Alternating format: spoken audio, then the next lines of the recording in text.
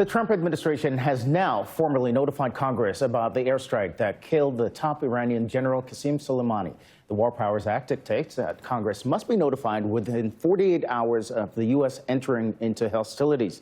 House Speaker Nancy Pelosi is now questioning why the administration, though, made the entire notification classified. Nayyera is a former White House senior director and former State Department senior advisor, and she joins us now from D.C. And Nayyera, I want to point out in part the statement from Nancy Pelosi, because she issued the statement and read in part, this classified War Powers Act notification delivered to Congress raises more questions than it answers. This document prompts serious and urgent questions about the timing, manner, and justification of the administration's decision to engage in hostilities against Iran. Is she right? The entire document is classified as far as we know.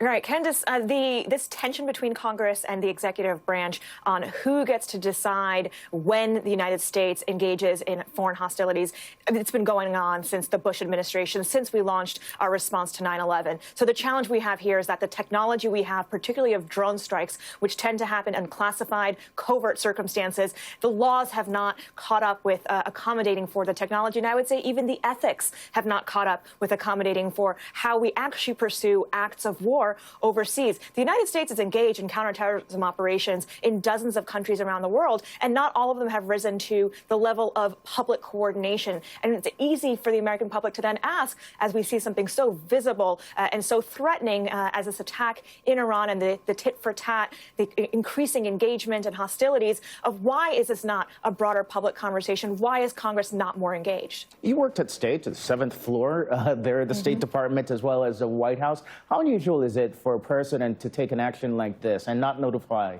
a member of Congress, or especially in the leadership?